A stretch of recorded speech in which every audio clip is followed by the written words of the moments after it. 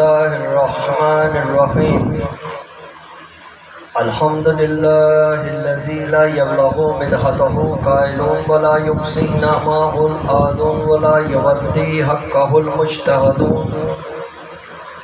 الذي لا يدرك بعد الهمم ولا يناله غوص الفتن الذي ليس لصفاته حد محدود ولا نعت موجود ولا أجل ممدود ولا وقت معدود قدر خلائق برحمته جلت عظمت والصلاة والسلام على سید الانبیاء والمرسلین حبیبنا وشفیعنا سندنا ومولانا ابی القاسم مصطفیٰ محمد صلی اللہ علیہ وسلم وأهل البيت الطاهرين المعصومين المظلومين الذين أذهب الله عنهم الرجس أهل البيت وطهركم تطهيرا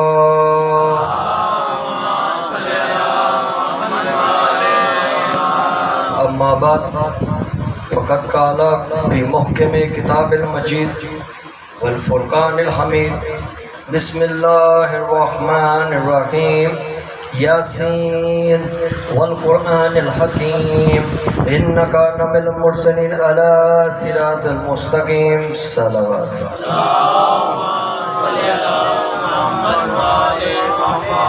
ارشاد رب العزت سورہ مبارکہ یاسین کی اولین آیت مبارک سے سخن کلام کا آغاز اللہ ارشاد فرماتے ہیں یاسین یاسین والقرآن الحکیم، قرآن حکیم کی قسم۔ اللہ قسم کھا رہا ہے کس کے لیے؟ یاسین کے لیے۔ یاسین والقرآن الحکیم، یاسین قرآن حکیم کی قسم۔ قرآن گواہ ہے، قرآن شاہد ہے، انک لمن المرسلین، تو مرسلین میں سے ہے، علی صراط مستقیم، اور جہاں پہ تو ہے وہی حق کا راستہ ہے۔ اللہ نے کیا کہا؟ یاسین والقرآن الحکیم، یاسین قسم ہے قرآن حکیم کی۔ یعنی اب توجہ رکھیے گا، اللہ نے ہر نبی کو ہر زمانے میں ہر امت پر اپنی حجت بنا کے بھیجا۔ اللہ نے ہر نبی کو ہر زمانے میں نہ صرف حجت بنا کے بھیجا بلکہ اس کی عزت و تکریم کے لیے اس کی قوم کو بھی آگاہ کرتا رہا۔ توجہ رکھیے گا، میں تھوڑا سا مشکل انداز سے آپ کی خدمت میں حاضر ہو گیا ہوں، تو میرے ساتھ چلے گا، صلوات پڑھے گا محمد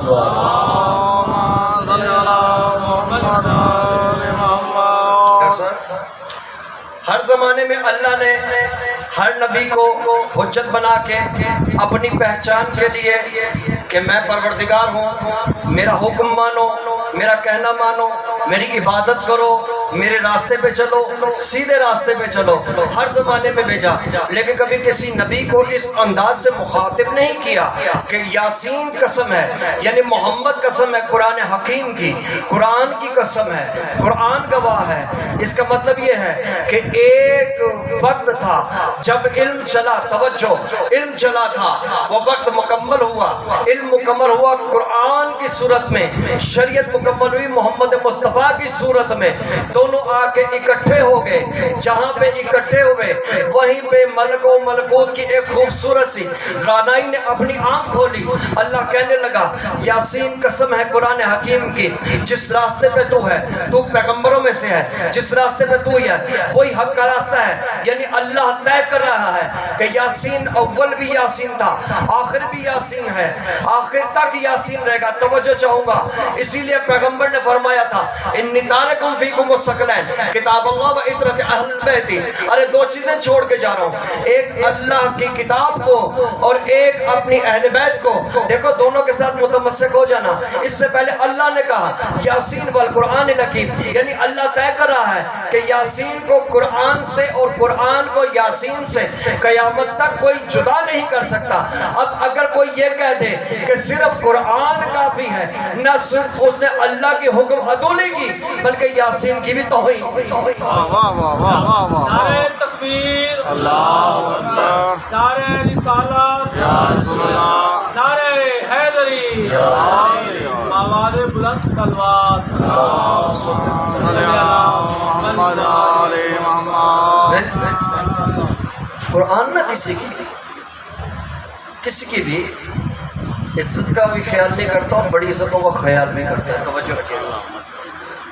قرآن کسی کے چاہو جلال کو نہیں دیکھتا، قرآن کسی کے روب کو نہیں دیکھتا، قرآن کسی کی شہنشاہیت کو نہیں دیکھتا، قرآن کسی کی بادشاہیت کو نہیں دیکھتا، قرآن کسی کے سلطان ہونے کو نہیں دیکھتا، قرآن کسی بانی مجلس کو نہیں دیکھتا۔ قرآن کہتا وہی جو حق ہے بس بیان ہو۔ اسی لیے اللہ نے ارشاد فرمایا وَلْتَكُمْ مِنْكُمْ أُمَّةٌ يَدْعُونَ إِلَى الْخَيْرِ يَأْمُرُونَ بِالْمَعْرُوفِ وَيَنْهَوْنَ عَنِ الْمُنكَرِ وَأُولَٰئِكَ هُمُ الْمُفْلِحُونَ۔ ارے تم میں سے بھی کچھ ہونے چاہیے نا جو حق کی بات کریں، کچھ تو ہونے چاہیے نا، حق کی بات کریں۔ ہاں وہی لوگ فلاح پانا۔ صلوات پڑھی محمد و کسی کا خیال نہیں رکھتا، یہ کسی کا بھی لحاظ نہیں رکھتا۔ طے یہ ہو گیا کہ پہلی آیت مبارکہ میں اللہ نے اپنے حبیب کو قرآن سے علیحدہ نہیں کیا، قرآن کو حبیب سے علیحدہ نہیں کیا۔ وہ اللہ جو حبیب سے، توجہ رکھیے گا بڑی باریکی سے چلنے لگا ہوں، وہ اللہ جو حبیب سے قرآن کو علیحدہ نہ کرے، وہ اللہ کیسے چاہے گا کہ امت کو بغیر کسی سہارے کے چھوڑ دے؟ چاہے گا؟ نہیں چاہے گا۔ قرآن میں ہر چیز کا ذکر، قرآن کے اندر میں قرآن کی تفصیل پیش کرنے لگا ہوں مختصر جامعہ انداز سے۔ جس میں آپ سے 7-8 منٹ لوں گا۔ میرے بعد قبلہ چشتی صاحب انشاءاللہ خطاب فرمائیں گے، اور ہمارے جو مہمان تشریف لائیں علامہ علی ذوالقرنین بہشتی صاحب وہ خطاب فرمائیں گے۔ تو اب قرآن کسی کا خیال نہیں رکھتا۔ قرآن میں ہود کا ذکر، قرآن میں سمود کا ذکر، قرآن میں صالح علیہ السلام کا ذکر، قرآن میں ابراہیم کا ذکر، قرآن میں اسماعیل کا ذکر، قرآن میں نوح کا ذکر، قرآن میں یعقوب کا ذکر، قرآن میں ایوب کا ذکر، قرآن میں ہارون کا ذکر، قرآن میں قوم صالح کا ذکر، قرآن میں فرعون کا ذکر۔ اللہ نے فرمایا بسم اللہ الرحمن الرحیم والفجر والیال العشر، وقت فجر کی قسم، 10 راتوں کی قسم اور چلنے والی رات کی قسم۔ ابھی بھی کسی کو میری قسم کی ضرورت ہے؟ فرمایا الم تر کیف فعل بربک عاد، ارے دیکھتا تھے تیرے پروردگار عالم نے کیا کیا عاد کے ساتھ۔ وہ کیا کرتے تھے؟ اتنی عزت دی تھی، چلنا سکھایا تھا، بولنا سکھایا تھا، اٹھنا سکھایا تھا، بیٹھنا سکھایا تھا، تعلیم دی تھی، عزت دی تھی، کامیابی دی تھی، بڑے بڑے ستونوں والے دیے تھے۔ کہاں میرے سامنے کھڑے ہوگے وَثَمُودَ الَّذِينَ جَابُوا الصَّخْرَ بِالْوَادِ، اور پھر سمود کی قوم بھی سامنے کھڑی ہوگی، اور فرعون ذی الاوتاد، اور فرعون سامنے کھڑا ہو کے لوگوں کو کیلے ٹھوکنے لگا، لوگوں کو جلانے لگا۔ الَّذِينَ طَغَوْا فِي الْبِلَادِ، سب کے سب جو ہو گئے وہ سرکش ہو گئے، میرے سامنے کھڑا ہو گیا۔ اور پھر میں نے کیا کیا؟ میں نے کوڑا برسا دیا، میں نے قوموں کو تباہ کر کے رکھ دیا۔ قرآن نے کسی کے بے جلال کا خیال نہیں کیا۔ میں آپ کو بڑے باریک انداز سے لے کے چلنا چاہتا ہوں۔ دیکھیے مجلس میں آپ آ کے فضائل سنتے ہیں، مصائب سنتے ہیں، کبھی مجلس کو اس انداز سے سنا کیجیے۔ قرآن نے کسی کا بھی خیال نہیں کیا، کسی سلطان کا، کسی جابر کا، کسی فرعون کا، کسی کا وہ خیال نہیں کیا۔ کسی نے حضرت امام جعفر بن محمد علیہ السلام سے پوچھا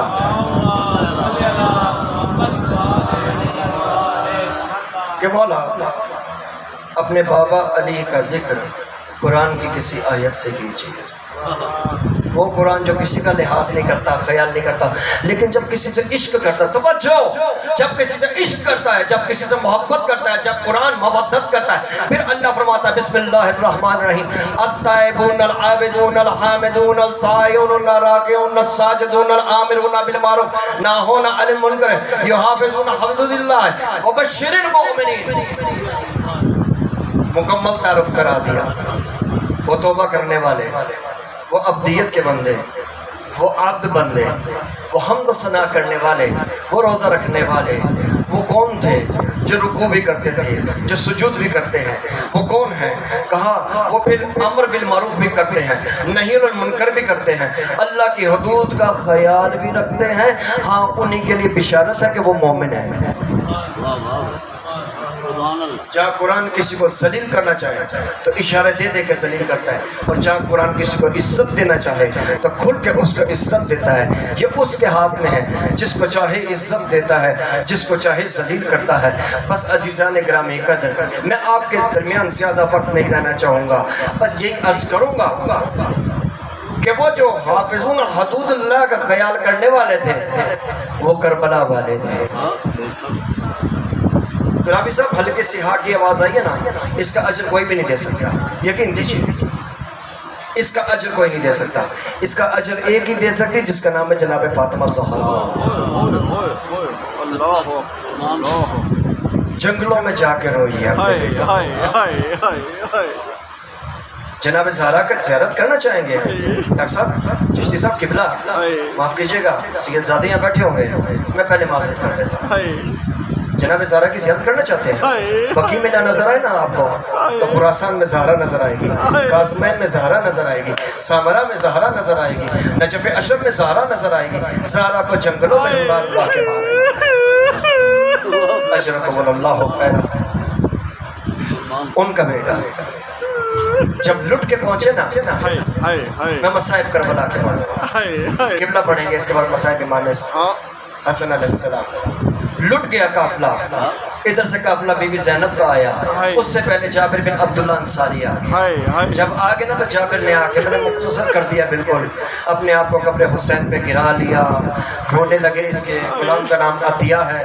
عطیہ نے کہا سامنے سے کوئی لشکر آ رہا ہے, لگتا ہے یا ابن زیاد کا لشکر ہے یا یزید کا لشکر ہے. اس نے جابر بن عبداللہ انصاری کو تھاما, ایک آڑ میں لے گیا, لیکن اس کے بعد پھر عطیہ رونے لگ گیا. جابر بن عبداللہ انصاری نے پوچھا تو مجھے رونے سے روک رہا تھا, اب تو خود کیوں رو رہا ہے؟ کہتا پتہ نہیں کون سی بیوی ہے اپنے آپ کو گرا رہی ہے, کوئی کہتی واہ محمدہ, کوئی کہتی واہ حسینہ, کوئی کہتی واہ قاسمہ, کوئی کہتی واہ عباسہ. پھر کہتے ہیں اچھا اس کا مطلب ہے کہ اسیران کربلا واپس آ گئے کربلا میں. اجرکم اللہ خیر. کہا ان میں کوئی مرد بھی ہے؟ کہتا ہاں ایک مرد ہے لیکن بڑا ضعیف ہو چکا ہے. جا کے عطیہ نے عرض کیا, کہتے جابر آئے. جب جابر آئے نا, اللہ آپ کو سلامت رکھے, کہا جابر آئے. جناب جابر کے پاس آئے. جناب جابر نے عرض کی مجھے مولا عباس نے قبر پہ لے کے چلے.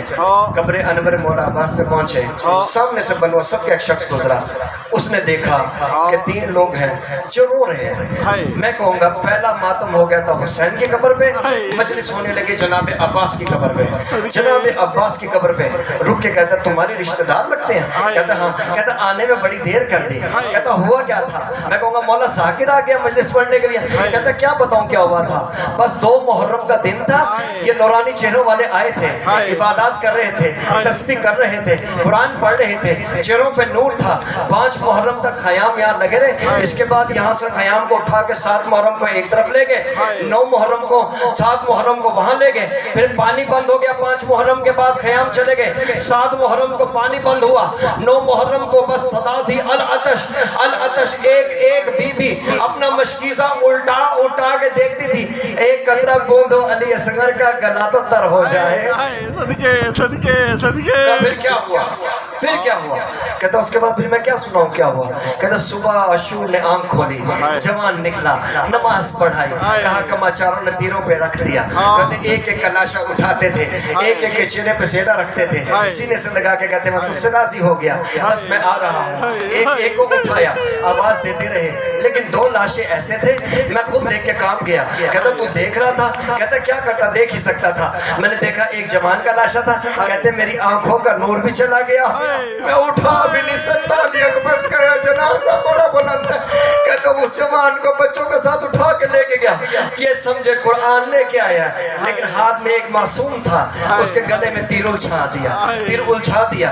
اب یہ خیام سے نکلا, خیام سے نکل کے اس نے رجس پڑے اور آ کے حملہ کیا. میسرہ کو میمنہ پہ پلٹا, میمنہ کو قلب پہ پلٹا, قلب کو اٹھا کے پیچھے پھینک دیا. ایک آدمی کہتا تھا الحفیظ و الامان, رجس پڑھ کے کہتا تھا 3 دن کے پیاسے کی جنگ دیکھو, 3 دن کے ارے اس کو جس کو تم نے بھوکا رکھا اس کی جنگ دیکھو. پھر اس نے جا کے فرات پہ قبضہ کیا. فرات پہ قبضہ کرنے کے بعد یہ وہاں پہ ٹھہر گیا. اس نے اپنے گھوڑے کے رخ موڑ کے اب عجیب آواز نہیں, کہتے عباس, علی اکبر, حبیب ابن اوسجا, جنادت الانصاری, سہیر ہر کہاں ہو؟ ارے میں ایک سر پہ تم کو مرحبا کہتا رہا, میرا کوئی بھی نہیں رہا جو کہ حسین مرحبا واہ حسینہ. پھر کہتے کیا ہوا؟ کہتے کیا ہونا تھا؟ 4000 کماچاروں نے تیروں پہ حسین کو رکھا. حسین نے زین کو چھوڑا, زمین پہ تشریف لے آئے. کہتے بالوں سے پکڑ کے خنجر چلانے لگا. جب مختار ثقیف نے جب شمر سے پوچھا خدا کی لعنت ہو تجھ پر شمر، یہ بتا کہ تو نے کون سا ایسا ظلم کیا تھا کہ تو نے 13 ضربے چلائیں؟ کہتا ہے میرا خنجر کنڈا نہیں تھا لیکن میں دیکھ رہا تھا، میں خود پریشان تھا، علی کی بیٹی بھی سامنے تھی، بہویں بھی سامنے تھی، پوتی بھی سامنے تھی، پتہ نہیں کون کالے برقعے والی تھی، آگے ہاتھ کر کے کہتی تھی نہ مار، میں نے بڑی مشکل سے پالا ہے، نہ مار۔ پھر کیا ہوا؟ کہتا ہے اس کا سردن سے جدا ہو گیا، جابر میں ہوش ہو گیا، زین العابدین چیخ مار کے رونے لگے۔ پھر کیا ہوا؟ کہتا ہے 9 کا سینہ کے اوپر سر تھا، یہ لے کے چلے گئے۔ پھر کیا ہوا؟ کہتا ہے پھر کیا ہونا تھا؟ خیام کو آگ لگ گئی، بیبیوں کی چادریں سکھ گئے، جب بیبیوں کی دالیں کھنچ گئی نا، ہر بیبی کہتی تھی واہ باسا واہ حسینہ واہ محمد۔ اللہ لعنت اللہ قوم الظالمین وسيعلمون الذين ظلموا